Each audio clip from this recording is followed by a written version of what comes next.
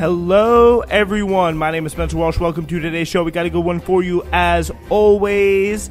We start with some big news in Trump's legal troubles. A judge has rejected Trump's effort to short-circuit the Georgia election case. That's a headline in the New York Times. Essentially what that means is, in this, remember the 11,000 votes tape? That case, Trump has apparently been trying to delay while the judge ripped his lawyers a new one in court today. We'll take you through all of that. But conversely, we've always said it, the political versus the legal, two different worlds for Mr. Donald J. Trump. A great new polling kind of breakdown is out from the really, really good New York Times Siena poll, which really delves down and gives you quite a lot of details. We'll tell you all you need to know from that. Also, the Blaze TV seems to be one of the key battlegrounds in the DeSantis-Trump Republican Civil War. We'll take you through all of the juicy details on that. We'll take a look at what the FBI is doing and how they are fighting terrorism, but it may not be what you think. Also, an important new piece coming from Jacobin about what the right way is, how left-wing candidates should handle the military budget. That's today on Newsflash.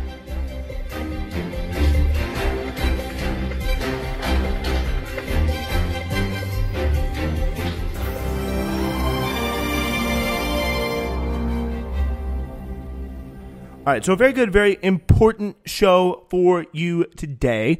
And we start off with this in Georgia, where a Georgia judge forcefully rejected on Monday an effort by former President Donald J. Trump to derail an investigation into attempts by Trump and his allies to overturn his 2020 election loss in the state. An investigation that is expected to yield indictments in mid-August. We talked a little bit about how, these these three indictments kind of ratcheting up in terms of tensions. Also, there's the fourth, if you count the kind of Jack Smith January 6th situation, this kind of insurrection coming from, investigation coming from, D.C. and the Justice Department there, which is going to be coming down pretty soon. But this seems to be probably the most serious in terms of political import, mostly on independence. I think it's clear to say, because a lot of Republicans are right there in lockstep with Donald Trump on this. But yeah, so a Georgia judge rejected this effort. He tried to get Judge Robert C.I. McBurney of the Fulton County Superior Court in Atlanta to throw out evidence collected by a special grand jury and disqualify the prosecutor overseeing the investigation, Fannie T. Willis, the Fulton County District Attorney. But in a 9-page order, Judge McBurney wrote that Trump did not have the legal standing to make such challenges before indictments were handed up. The judge says that injuries that Trump claimed to have suffered from a 2.5-year investigation are either insufficient or speculative and unrealized. Essentially just saying, you don't even know what you're going to be indicted for yet, bro. Just chill out. We got to get the indictments first before we can make any, grand claims about the prosecutor, the injuries that so he's not essentially, dismissing them so much so on the merits, just saying, this is a clear, seeing it kind of for what it is, which is a pretty clear attempt to, gum up the works in his proceedings with having to deal through and work through all these kind of legal precedents, hoping maybe against hope that one of them may stick, although it does seem, relatively unlikely. The office of Miss Willis, a Democrat, is expected to be present to present potential indictments in the matter to a regular grand jury in the next few weeks. The Georgia investigation is part of a swirl of legal troubles surrounding Trump, who has already been indicted on state charges in New York connected to hush money payments in 2016 and on federal charges over his retention and handling of classified documents leaving office in 2021. So New York one, probably least serious. Classified documents, more serious, more dead to rights on that. But honestly, people don't really seem to care, because it really doesn't seem like it's a classic document style scandal.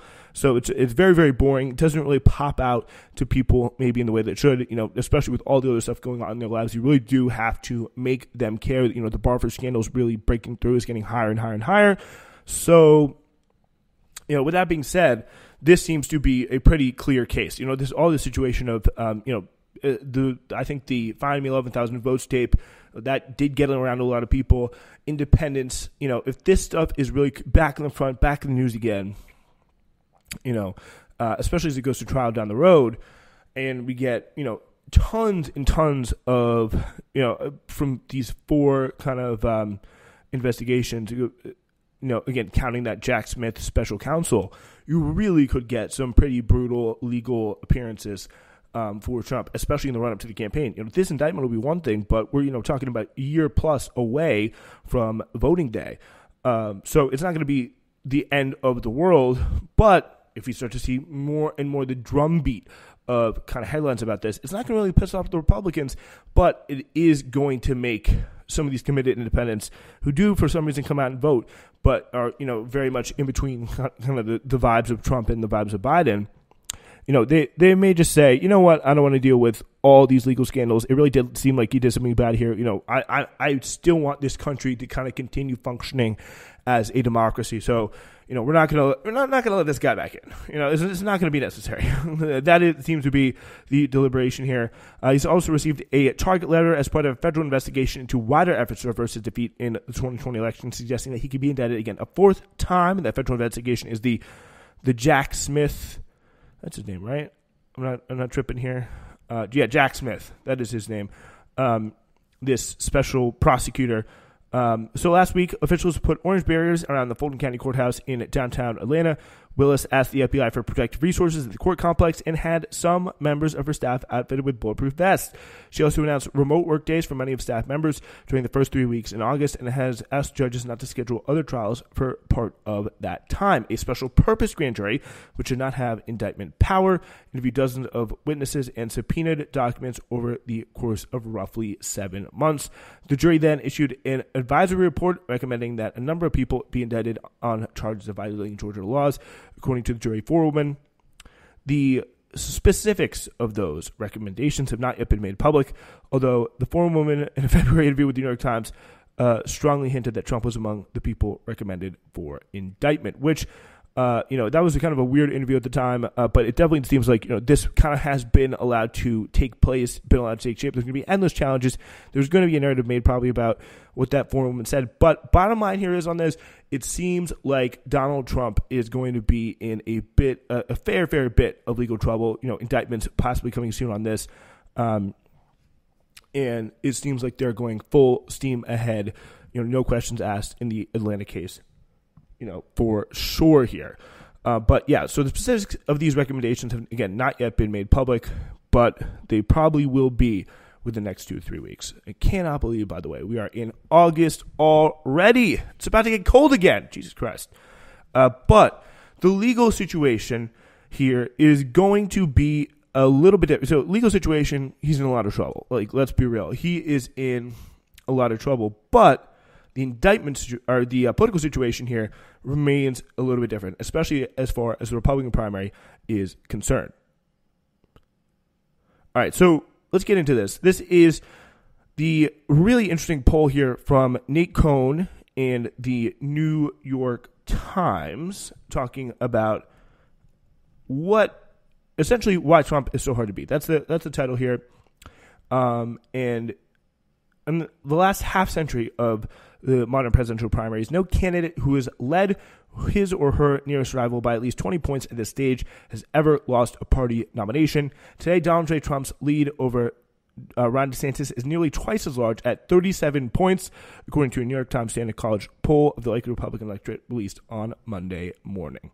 Of course, there's still plenty of time left before the Iowa caucuses in January, and the candidates haven't even set foot on a debate stage. And while no candidate has ever lost a nomination with so much support, no candidate with so much support has ever faced so many criminal indictments and investigations either.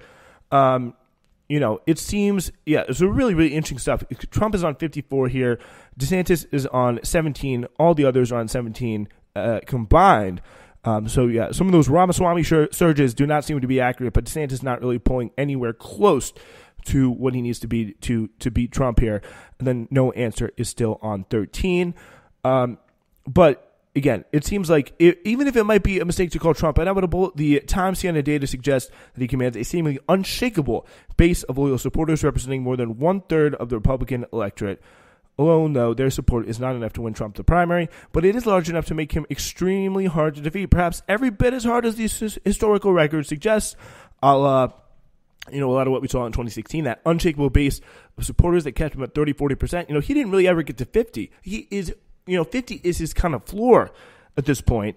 It's rare to see any poll, even state level, with him below 50 at this point. Seeming he is in a very, very good place to win this election, even as, again, as we said, the bottom line of legal cases is they seem to be going pretty hard. The indictments with the Republican base are going to only help him. They obviously are probably going to hurt him with independents, but with the Republican base, they are really going to help him, because they're going to give him that percentage of him being under attack. Pretty much all other Republicans are going to have to rally around him. And the bottom line is here, he is going to be extremely, extremely hard to defeat, because if you come out and say that Trump should be indicted, he's done crimes, whatever, just all the basic stuff. The problem is the Republican base has been trained to say to think that anyone who says Trump commits crimes is a Democrat. And it cast my mind back to this earlier clip, kind of just when DeSantis was thinking about kind of getting in the race. And it's a debate between a Trump person who's just an absolute no-name, I don't want to say idiot, because you kind of own the DeSantis guy, but so someone who's just not a household name. It's not someone who I've ever heard of before, by the way. None of these people are household names, but there's this kind of incel type vibes. DeSantis supporter on the other side, just making all these kind of hysterical cases about he's corrupt, he's not going to lead the party the right way, he doesn't respect the voters, he's not going to be, he's just going to be indicted again and again and again, which, in terms of, as far as electability are concerned, is certainly very, very fair points. But when it comes down to it, all the Trump lady had to say is, you sound just like the liberal media. There, case in point, because Republicans have spent 2015 through 2020 into 2021, essentially, saying there has been no person more attacked by the mainstream media, more hated by the mainstream media than Donald Trump. Any line which is a line of truth the mainstream media talks about, saying he's corrupt, saying he's going to get indicted, saying he's in a lot of legal trouble. He maybe shouldn't be the president if he's guilty of all these crimes here.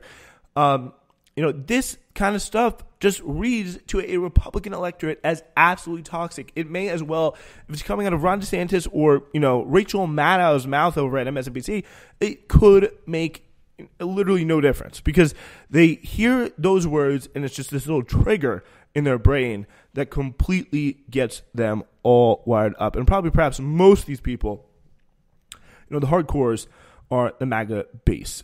It's populist, it's conservative, it's blue collar, it's convinced the nation is on the verge of catastrophe, and it's exceptionally loyal to Donald Trump. As defined here, the members of Trump's MAGA base represent about 37% of the Republican electorate. They strongly support him in the Republican primary and have a very favorable view of him. The MAGA base doesn't support Trump in spite of his flaws. They support him because it supports him because it doesn't seem to believe that he has flaws, which is a very, very funny point. Because there's a lot of people who are like, oh, I like him. He gets the people. He's effective. He's a fighter. I wish he wouldn't talk so much. But I feel like those people are becoming less and less and less. Especially as things get more polarized. And, this kind of goes exactly kind of to what I was saying before, which is that they see his flaws and they see them almost as kind of merits for him, because he has been for so long under all this pressure from the mainstream media. And it goes back to the 2016 campaign where he would say things like, I like soldiers who didn't get captured, like in regard to John McCain, and he would see massive bumps in the polls because the media would be freaking out and be like, oh, you can't say that. And just pooping themselves essentially every time he opens his mouth and says something crazy. That has now kind of ballooned up and developed into actual federal indictments, but the case is still there. He's still pissing off, these people who largely see the legal system and MSNBC and CNN and all those, Anderson Coopers of the world on the same partisan political tier as each other. And, this is just one more broadside. It's one more attack. They want to get at you. I'm just in the way. That whole kind of mindset, and it's not, I wouldn't say it's not necessarily, I guess it kind of is that they don't seem to believe that he has flaws, but I think it's also a lot of, they like that he has the flaws. They know that the flaws are there. They like that he has those flaws because, what are flaws to them, or so what are flaws to, someone like you listening to this or me, kind of from the broadly liberal side of things, oh, he took classified documents from the White House. He tried to pressure the Secretary of State into finding votes. These are very, very bad things for our democracy and I guess for the classified document people of the world. But it's like people by and large are just not going to get that worked up over that stuff because they're just like, you're just after him again. It's another, especially these people, because I think the key thing is here, they just view MSNBC and, special prosecutor Jack Smith on the same political tier. 0%, not a single one of the 319 respondents in the MAGA category said he committed serious federal crimes. A mere 2% said he did something wrong in his handling of classified documents. More than 90% said Republicans need to stand behind him in the face of an investigation. 90% of them here. Perhaps DeSantis or another Republican will peel away a few of these voters, but realistically, this group isn't going anywhere. And they probably even like him more if he got in prison because, they're really after him now. They want to get to him. They're just trying to lock him up. They're picking on him. All that kind of same vibe. These are the people who believe that is strongest. And, and there's also a certain part of them that are like, you know what? Because, that they keep going after him, because they keep picking on him, that must mean he's worth something. And I like him even more. It's the same kind of mindset of, they keep going after me because I'm a threat, that type of vibe. That, I think, is a big part of why these people kind of almost value the fact that Trump is being attacked so much for, what we perceive as flaws, for what they perceive as political, hit job charges. And they are kind of just, they're kind of happy to see it. They're kind of like, they're after him because he fights for us. This kind of mindset. So it's really kind of an impressive base of support, but still not quite a majority of the Republican primary electorate. Most of the Republican electorate doesn't strongly support Mr. Trump in the primary or doesn't support him at all. Most don't have a very favorable view of the former president either. In theory, it means there's an opening for another candidate, but with so much of the GOP electorate seemingly devoted to Trump, the path to defeating him is exceptionally narrow. It requires a candidate to consolidate the preponderance of the rest of the Republican electorate, which is not easy to unify. This is, again, Nate Cohn here writing this up in the New York Times. He says, the MAGA base lends itself to easy description. The rest of the Republican base doesn't. But broadly speaking, the rest of the Republican electorate can be divided into two groups. More than half of remaining Republicans, this MAGA base, the rest, other than the 37% hardcore MAGA, the remaining, 63 here. I just embarrassed myself with all. No, I didn't. Okay. Remaining 63%, 37% are persuadable, and 25% not open to Trump. These are the group of voters here. They may not love Trump, but remain open to him in a primary. In some cases, support him over the alternatives. It's a group that is broadly reflective of the Republican electorate as a whole, somewhat conservative, somewhat favorable towards Trump, somewhat favorable towards DeSantis, and split on whether to support the former president, at least for now. There's a second group of voters who probably won't support Trump. They represent about 1/4 of the primary electorate and say they're not considering him in the primary. These voters tend to be educated, affluent, moderate, and they're often more than just Trump skeptics. A majority of these voters view him unfavorably, say he's committed crimes, and don't even back him in the general election against President Biden, whether that's because they actually prefer Biden or simply wouldn't vote. Probably a lot of them would not vote, and that could hurt in terms of down the ballot, in terms of just general turnout, general excitement if Trump is the nominee. But you could say same could be said for the Democratic side and Biden being 83. There's tons of people out there who say just really cannot, in good conscience, cast their vote for someone in their mid 80s to be the president. So it's a pretty big deal. So it's really interesting here to go through some of these crosstabs. We have, for the views on Trump, 80% of persuadable voters, which I think is probably the most interesting part. And by the way, the not open to Trump people are probably representing a pretty big part of DeSantis' base right now. But they have been among some of the ones that appealed off because of all the cultural stuff, all the weirdness, because they just want someone who's, by and large, kind of a Mitt Romney type character, someone who's, relatively moderate, relatively affluent, someone who's kind of like them, essentially. And DeSantis, he kind of fit that for a while when people were looking to a kind of better alternative against Trump, and now he's definitely lost, I think, a few of those people because they just see him as too weird, too, whatever. I bet you, if you look at a lot of those people, there's more people in the not open to Trump, the hardcore anti-Trump part of the Republican Party who support DeSantis than there are DeSantis voters in the persuadable voters category, which is about 37% of the Republican base. But again, this is why he's so hard to beat. 80% think that 80% in the persuadable categories think that the GOP needs to stand behind Trump. But interestingly here, 29% would vote for Biden over Trump in 24 in the non-open to Trump category. 80% of the MAGA base say that America is in danger of failing here, which is pretty interesting. 61% of persuadable voters say the same thing. If you look at very conservative, 49% of these not open to Trump voters are 100K plus, which is the highest group, and then you have 35% for the persuadable voters and 30% for the MAGA base that earn 100K or more. These are kind of your American heartlands, car dealership owners, the petty bourgeois, to put it in a kind of Marxist type of way, and the people who are small business owners but make a ton of money but like to see themselves as working class and generally like Trump's vibes and aesthetics.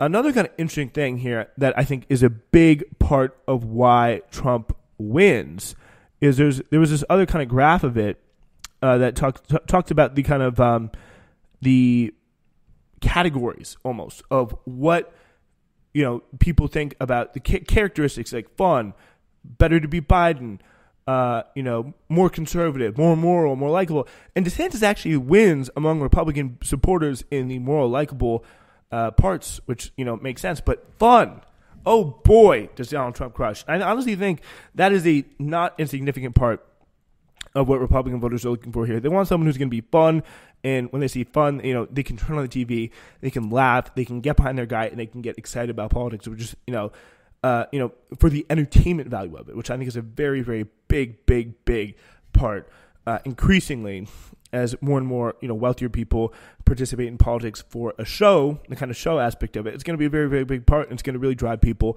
to come out and support Trump, because he's owning the libs, essentially. And nobody owns the libs better than Donald Trump. We all know that. But, yeah, bottom line, pretty much confirming here what we are saying all along.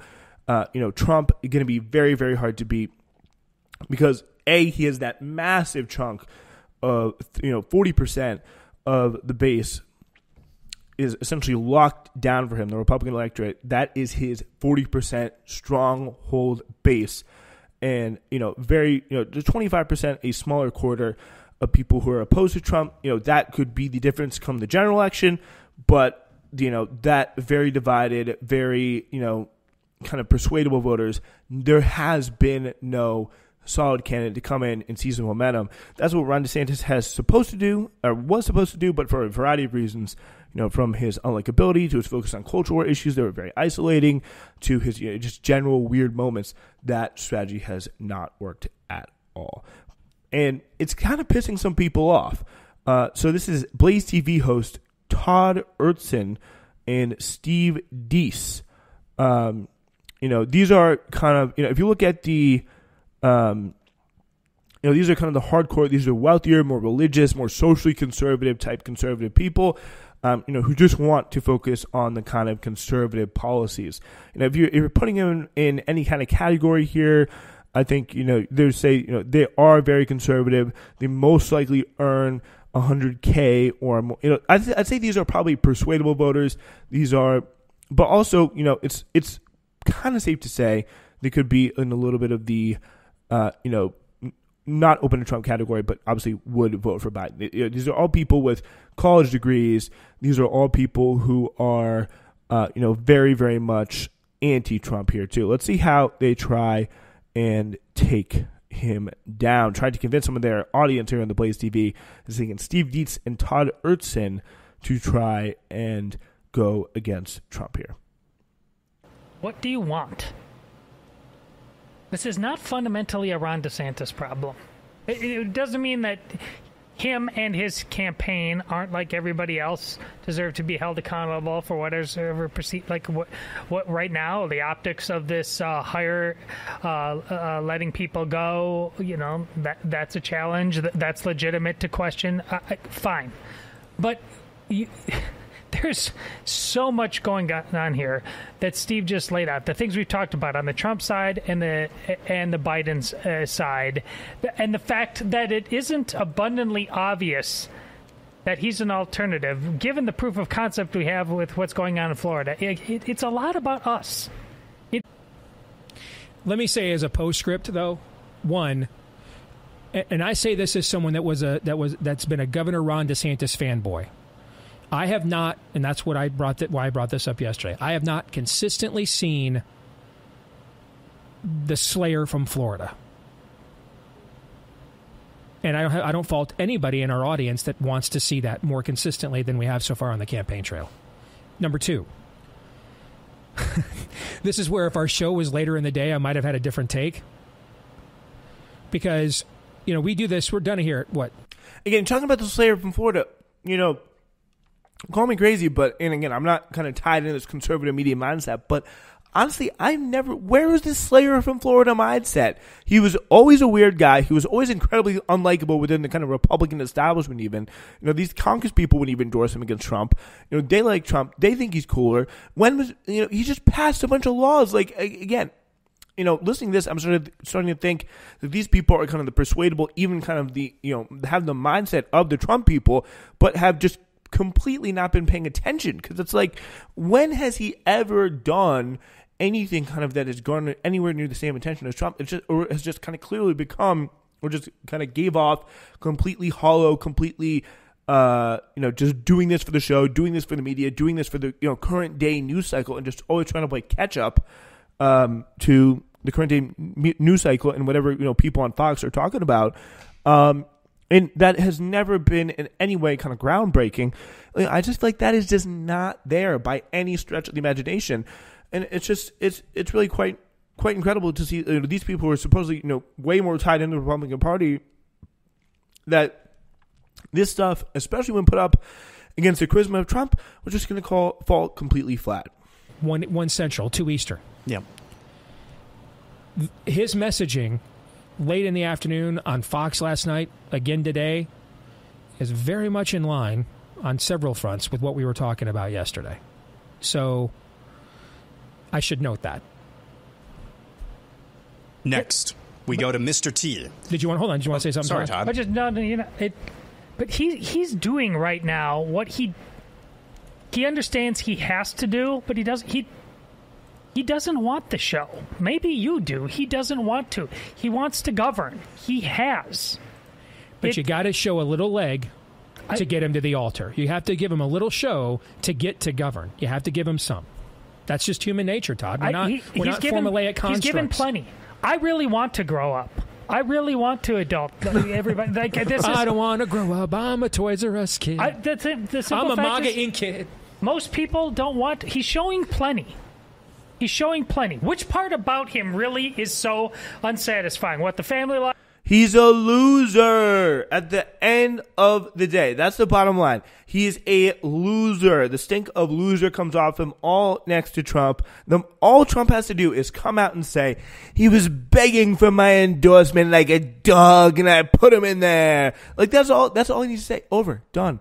And then DeSantis is going to be, actually, I passed book bans and I really stood up to Disney and held them accountable. It's like, great. We take our kids to Disney everywhere. Like, this woke stuff, the stuff he's chosen to focus on, that just does not resonate. And it doesn't even seem to be really resonating with, only a very kind of small sect of the Republican base. It's kind of upper, essentially the same demographics of the not open to Trump people, which I think this kind of polling misses a little bit. There's a clear cohort of affluent, educated, wealthy, socially conservative Republicans who stay on this stuff all day. These people sit around watching the Steve Deese show in the middle of the day to be like, we want revenge. We want revenge on the woke left. We want to come after them. But it turns out a large portion of the Republican base want a show, want someone fun, want someone who they can kind of turn to and be like, this guy is going to be not only entertaining,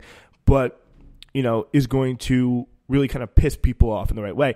And, again, these people, when it comes down to it, they just are like kind of either the weird people online who make that the neo-Nazi ads people DeSantis keeps putting out, or they are the people like this who just want to see all the most radical right-wing policies passed and don't want any kind of show about it. That, on the bottom line, the Republican Party is just not a winning coalition. And honestly, thank God for that.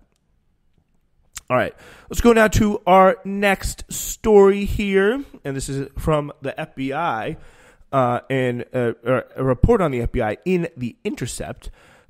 Pretty horrific stuff. On a recent Monday, the Department of Justice announced the arrest of an 18-year-old man, Davin Daniel Meyer, on charges of attempting to provide material support for a foreign terrorist organization.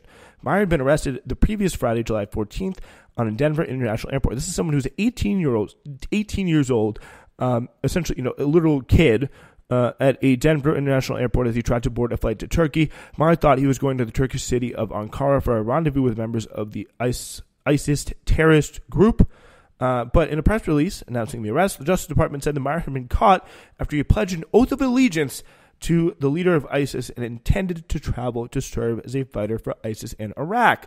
Beneath the surface of those serious allegations, however, are more troubling details about what actually happened. And, hopefully you guys here listening to this are already writing the story for you. Let's just say there were some certain messages, some certain contacts exchanged with an FBI informant that led up to this. So concerned about So this is what happened. According to a criminal complaint against him, Meyer had first come to the attention of the FBI last year when he was 17 years old after a person he knew contacted local sheriff's office to report concerning behavior, including threats of violence against them and the United States by Meyer. The complaint did not mention that the person who reported Meyer to the authorities was his mother. Concerned about Meyer's erratic behavior and deteriorating mental health, Deanna Meyer reported her son, then a minor, to the authorities in the hopes that they would help keep him away from trouble. What followed instead was a lengthy government investigation employing two confidential FBI informants, first contacting Meyer the day after his 18th birthday. The informants secretly developed a relationship with him. Rather than help steer him away from wrongdoing, the FBI informants helped Meyer develop the plan to join the Islamic State that eventually led to his arrest. Again, this is someone who was, he was brought to the attention of the kind of local police.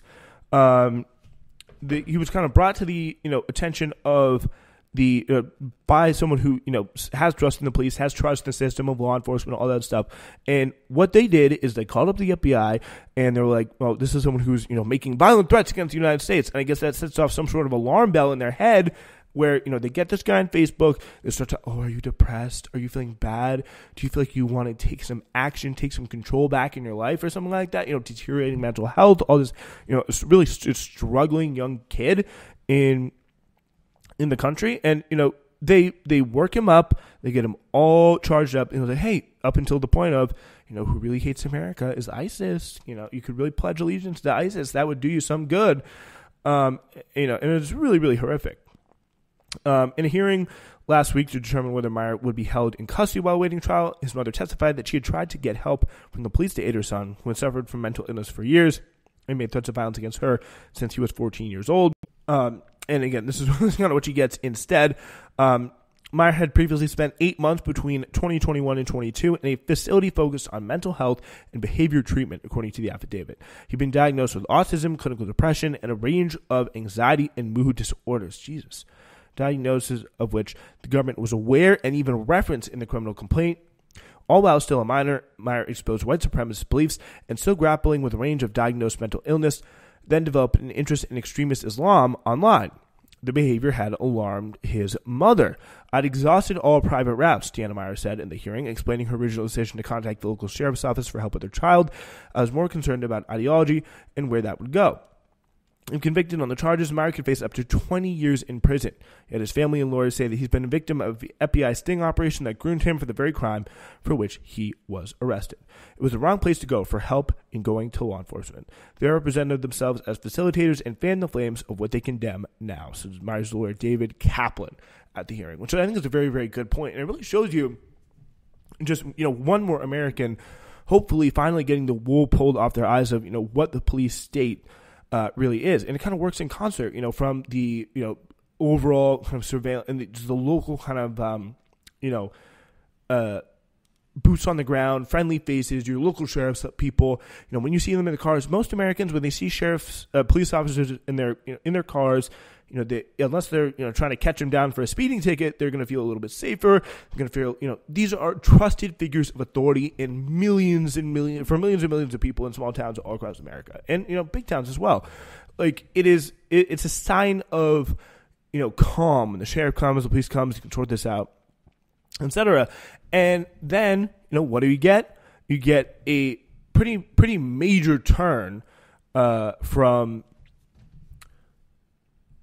the FBI, which is called in with these concerning terror threats, and all of a sudden you got what is essentially a sting operation here. It's going to be very interesting because it seems like he was talking about Islam, but had no prior plans, no connection to ISIS, no thoughts or beliefs about ISIS, at least according to this reporting here by The Intercept, which is again probably one of the only places you're going to see this stuff really even talked about. And then he goes to he talks these people long enough, and then they just get him, snatch him, and put him away. What is this for? Well, it's for, again, aiding the war on terror, aiding this kind of, kind of police state apparatus, this kind of surveillance apparatus of, look, we're doing something, justifying your own existence kind of thing. But yeah, again, it really also kind of reveals what the police are all about, and how they work so well in concert with the FBI to just, pass these people along.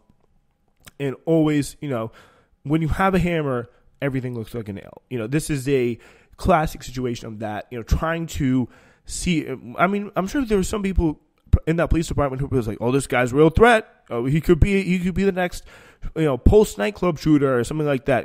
All these other incidents are, again, just completely not related to Islamists at all. That at least have been happening in recent years.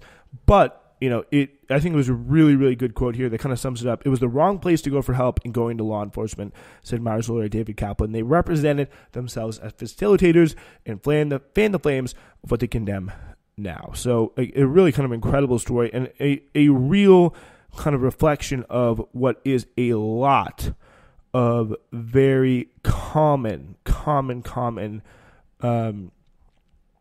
story that happened, especially in the early years of the war on terror, which is the FBI talking to these very, very depressed, mostly male teens, again, autism, all sorts of, probably even diagnosed, undiagnosed mental illnesses, and then just working them up into a terror plot to justify their own existence and kind of exert more power on American society. A very, very sad state of affairs indeed. All right. Now to our last story here by Lisa Featherstone. Last week, Bernie Sanders cast a vote that should be expected of all left-leaning politicians in Congress. He voted against giving $886 billion to the Pentagon. In his speech explaining why, he said he could not support the massive giveaway to the military-industrial complex. Sanders noted the urgent domestic problems that should take priority over the fattening the already engorged military-industrial complex, including climate change, healthcare, education, housing, and the declining life expectancy of the American working class. Sanders says, has partisan fights about all kinds of things. Yet somehow, every year, he pointed out there's only one thing they all agree on: more money for the Pentagon. He offered an amendment to cut military spending by 10%, which sadly got only 11 votes. Sanders had many sound reasons for his vote. He pointed out that the government truly concerned with national security would address the unprecedented flooding in the state that's destroying people's homes or provide help to the Americans sleeping on the street. Instead, the United States sends more on its military than the next 10 countries combined, most of whom are our allies, and much more than either China or Russia. Indeed, most years, he observed, Congress gives the military much more than it asks for, which is the result the Pentagon has so much taxpayer money that it doesn't know what to do with. Sanders also argued that much of the funding is squandered in waste, fraud, and abuse. Almost half goes to corporate welfare or private military contractors. These are well-trodden points about the military among leftists, but they're well-trodden because the military's bloated budget stays so incredibly bloated. When Sanders notes the government elites insist that we don't have the money to give everyone health care, as other rich countries do, while showering the military with needless billions, he sounds just as indignant as he has while making the same case throughout his entire political career. And again, this is one of the more key and important things about Bernie. And really one of the things about why he is so good and why he has been so, I think, effective as a politician and, the only person I could think of that could kind of reignite the American left in the way he did in 2015, 2016 is that he, I think I read this in a kind of Matt Taibbi book. He feels the indignation about everything wrong in this country in his bones. It is compulsory. It's pathological for him. He just can't help feeling pissed off.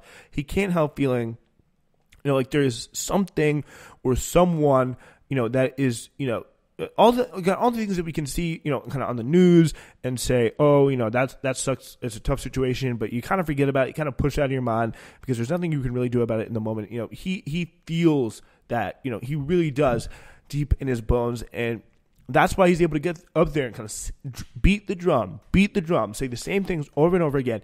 And, all these, well-trodden points that he was probably saying alone for, the first 30, 40 years of his career. Every year when the military budget comes, he just comes up and says, we could be spending this money on healthcare. And, no one kind of ignores, oh, it's crazy Bernie. But again, these positions in the public over the last few years have become overwhelmingly popular. Everybody realizes how much we spend on the military now. And I really think that is pretty much entirely because of the Bernie movement, the Bernie campaign, pushing those ideas into the mainstream and all the people that took these ideas and spread the word. And that just would not have been possible if there had just been one. All it takes is one. To get these ideas out there, not to get, real change accomplished, it takes way more than one. But to get someone who is that devoted, that deeply, personally, feels the suffering of Americans, whether they're sleeping out on the street, whether it's, a homeless veteran, whether it's, money spent one place where it should be spent another. There is only one politician, or at least there has been for a long time. I think, a lot of people, a lot of the members of the squad kind of feel this in kind of the same way, but a little less seasoned than Sanders is, to say the least. But I really, really think, and I think it's clear to see that this is probably one of the best things that we could have for the kind of American left-wing movement, and a huge reason why they have been able to really, just the left in general, these ideas, these the realizations that so many people have that these parts of our system that were once unquestionable about the military and all that, think how lonely Bernie was making some of these speeches in 2001, 2002, 2003. He was still up there doing it, and he was doing it before then.